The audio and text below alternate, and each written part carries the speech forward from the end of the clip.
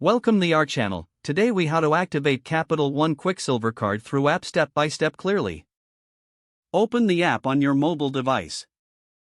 Log in to your Capital One account. If you don't have an account, tap on Enroll to create one. Once logged in, locate the Account tab at the bottom of your screen. Tap on the Account tab to access your account details. Scroll down to find the option for Activate Card. Select Activate Card to begin the activation process. Enter your card information as prompted. This may include your card number and the last 4 digits of your social security number. Confirm the information you entered is correct. Tap on Submit to proceed with the activation. Wait for a confirmation message indicating your card has been activated. Once activated, you can start using your Capital One Quicksilver card for purchases.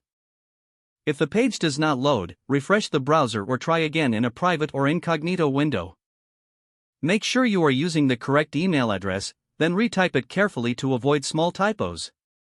If your password is not accepted, use the reset option and create a new strong password you can remember. Check your spam folder for verification or security emails, then complete any requested confirmation steps. Enable two-factor authentication if available to improve account security and reduce unauthorized access risk. After signing in, review your profile details so your contact information and settings are accurate and current. If you see an error message, note it down and try again after restarting your device and internet connection. Log out when you finish, especially on shared devices, to keep your account and payment information secure. If the page does not load, refresh the browser or try again in a private or incognito window. Make sure you are using the correct email address, then retype it carefully to avoid small typos. If your password is not accepted, use the reset option and create a new strong password you can remember.